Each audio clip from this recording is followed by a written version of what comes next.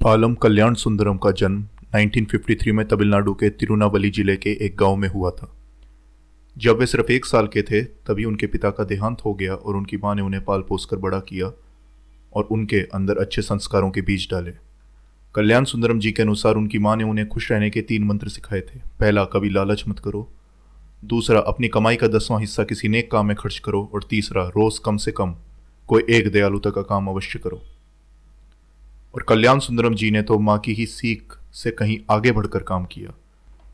अपने बचपन के बारे में कल्याण सुंदरम जी बताते हैं, जब वहां सिर्फ 30 घर थे, ना कोई सड़क, ना कोई स्कूल, ना बिजली और ना ही कोई दुकान। 10 साल का होने तक मैं कैरोसिन लैंप या मोमबत्ती की रोशनी में पढ़ता था। स्कूल की पढ़ाई खत्म हो जाने के बाद कल्याण सुंदरम जी ने तमिल विषय में बीए डिग्री लेने का निश्चय किया, लेकिन चूंकि इस सब्जेक्ट को ऑप्ट करने वाले वो अकेले व्यक्ति थे, इसलिए सेंट जेवियर्स कॉलेज के मैनेजमेंट ने उन्हें कोई और सब्जेक्ट लेकर पढ़ने को कहा, लेकिन उन्होंने मना कर दिया। जब एमटीटी हिंदू कॉलेज के फाउंडर कुरुमुत्थु तगरैया चिटियार को यह पता चला तो उन्होंने न केवल उन्हें अपना पसंदीदा कोर्स में एडमिशन दिया, बल्कि उनकी पढ़ाई का खर्च भी उठा लिया। बीए करने के बाद कल्याण सुंदरम जी ने साहित्य और इतिहास में एमए डिग्री हासिल करी और लाइब्रेरी साइंस की भी पढ़ाई पूरी करी, जिसमें वे गोल्ड मेडलिस्ट रहे। शायद आपको यह जानकर आश्चर्य हो कि पालम कल्याण सुंदरम जी दुनिया के 10 सबसे अच्छे लाइब्रेरियंस में गिने जाते हैं। अगर आप उनका कोई वीडियो देखें तो आपको उनकी आवाज़ कुछ अलग ही लगेगी। दरअसल शुरू से ही उनकी आवाज़ बहुत पतली थी, जिसकी वजह से उनमें आत्मविश्वास की कमी थी और एक समय वो इस बात से इतने परेशान थे कि अपनी ज़िंदगी को ही ख़त्म कर देना चाहते थे। लेकिन तभी उनकी मुलाकात एक मोटिवेशनल ऑथर से हुई, जिसने उनसे कुछ ऐसा कहा कि उनकी यह हीन भावना हमेशा के लिए ख़त्म हो गई। उसने कहा, इसकी चिंता मत करो कि तुम कैसे बोलते हो, बल्कि कुछ ऐसा करो कि दूसरे तुम्हारे बारे में अच्छा बोले। गरीब, अनाथ, बेसहारा बच्चों की पीड़ा देखकर कल्याण सुंदरम जी का हृदय पिघल उठता था। इसलिए उन्होंने पढ़ाई करते समय से ही बच्चों की मदद के लिए इंटरनेशनल चिल्ड्रंस वेलफेयर ऑर्गेनाइजेशन नाम से एक संस्था बनाई। इसके बारे में अभी कोई जानकारी नहीं मिली। संभवतः यह संस्था कुछ समय बाद बंद हो गई। 1962 में कल्याण सुंदरम जी मद्रास यूनिवर्सिटी में लाइब्रेरी साइंस की शिक्षा ले रहे थे। उसी दौरान भारत चीन युद्ध भी अपने चरम पर था। तभी कल्याण सुंदरम जी ने रेडियो पर पंडित जवाहरलाल नेहरू का संदेश सुना, जिसमें वे देशवासियों से डिफेंस फंड में अपना योगदान देने की अपील कर रहे थे। कल्याण सुंदरम जी बताते हैं, मैं रेडियो पर नेहरू जी का डिफेंस फंड में योगदान देने का अनुरोध सुन रहा था। मैं फौरन चीफ मिनिस्टर कामराज जी के पास गया और अपनी गोल्ड चेन दे दी। शायद मैं ऐसा करने वाला पहला स्टूडेंट था। कल्याण सुंदरम जी के इस काम को लेकर लोकल न्यूज़पेपर में काफ़ी प्रशंसा हुई और खुद मुख्यमंत्री ने उनके इस कदम से इतने प्रभावित हुए कि 1963 में मे डे जो दिवस आता है उसके दिन उनको सम्मानित भी किया। कल्याण सुंदरम जी चाहते थे कि उनकी गोल्ड चेन डोनेट करने के बाद उस समय के पॉपुलर मैगजीन आनंद पिकटान में छपे, ताकि और लोग भी प्रेरित हो डिफेंस फंड में अपना योगदान दें। लेकिन मैगजीन के एडिटर एस बाला सुब्रमण्यम ने इसे एक पब्लिसिटी स्टंट समझा और कल्याण सुंदरम जी को अगले 5 साल तक अपनी सिंसियरिटी साबित करने को कहा।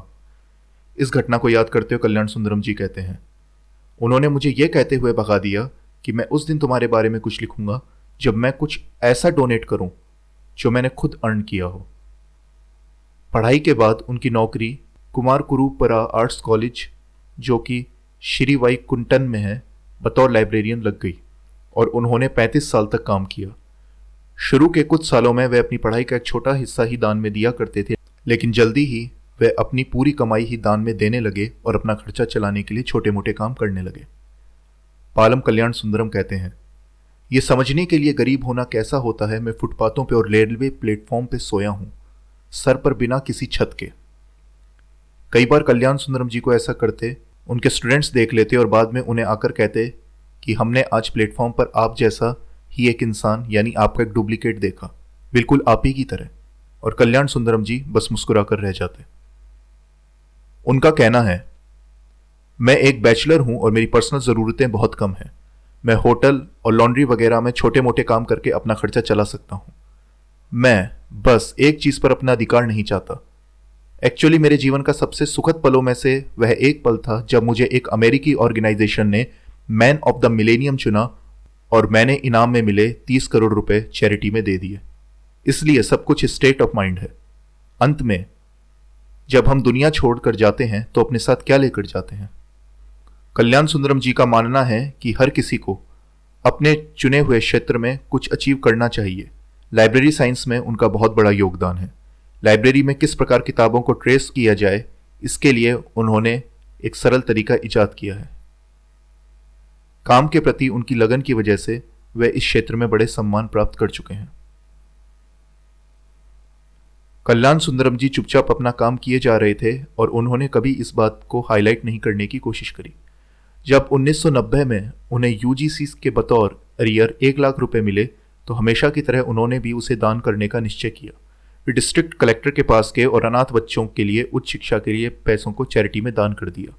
उनके ना चाहते हुए भी कलेक्टर ने बात मीडिया को बता दी और इस महान आदमी की कहानी पूरे देश के सामने आ गई, जिसके बाद उन्हें देश विदेश में हर जगह सम्मानित किए जाने का सिलसिला शुरू हो गया।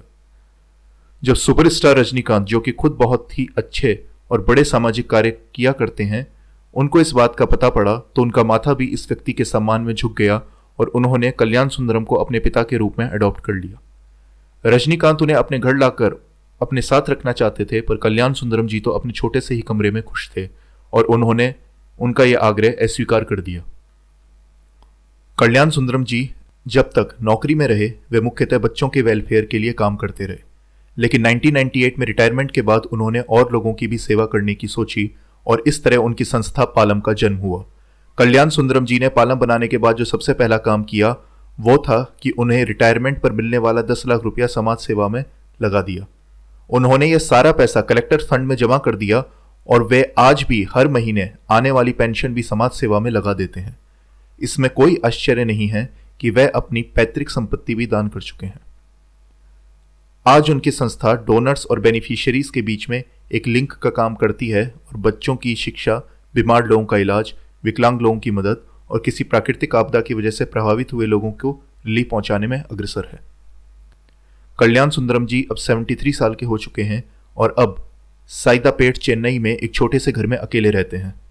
उन्होंने सिर्फ इसलिए कभी शादी नहीं की क्योंकि वे तन मन से सिर्फ समाज सेवा ही करना चाहते थे। आज भी वे रोज अड्डायर स्थित अपने ऑफिस जाते हैं और अंडर प्रिविलेज लोगों की बेहतरी के लिए काम करते हैं। उनके भीतर की कल्याण की भावना इतनी कूट कूट कर भरी है कि वे मरने के बाद भी अपनी आंखों और शरीर दान करने के लिए शपथ ले चुके हैं। कल्याण सुंदरम जी कहते हैं, जब तक हम किसी रूप में समाज को अपना कंट्रीब्यूशन ना दें तब तक हम खुद को सस्टेन नहीं कर सकते। मैं दृढ़ता से मानता हूं कि अगर एक इंसान भी सोशल गुड के लिए कुछ करता है तो इससे बहुत बड़ा बदलाव आएगा। तो ये थी कहानी कल्याण सुंदरम जी के जीवन से जुड़ी हुई संक्षिप्त में। धन्यवाद।